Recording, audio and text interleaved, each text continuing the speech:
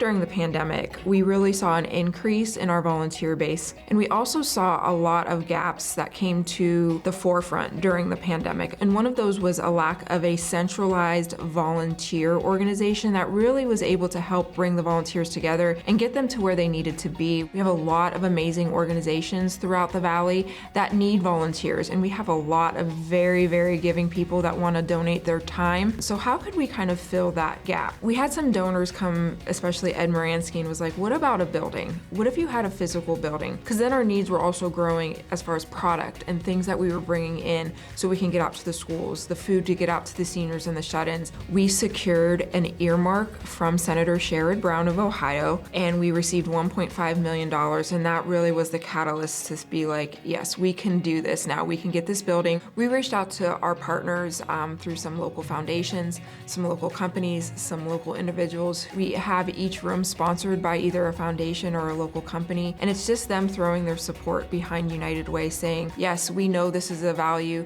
this is an asset that's needed in the community. So for the next 10 years, we have funding in place. We're not taking out of our donations that come in yearly, that's still going straight to our programming. We wanted to stay in the Boardman area because at the end of the day, we are the United Way of Youngstown and the Mahoning Valley. We felt that Boardman was kind of a central location for the entire valley. So this is the Senefani Volunteer Resource Center. So there are a couple keywords in that: volunteer and resource. So it's really a building that has some warehouse space and some space for volunteers to come, to pack, to meet, to get the job done.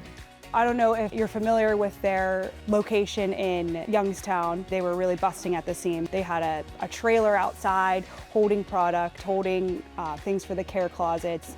So really, that is just a true sign that it was time to have a space like this. And I feel like there's so many more opportunities with being inside. I mean, we have all this going on, and you can't just do that outside at Southwoods. You can just see everything that's going on.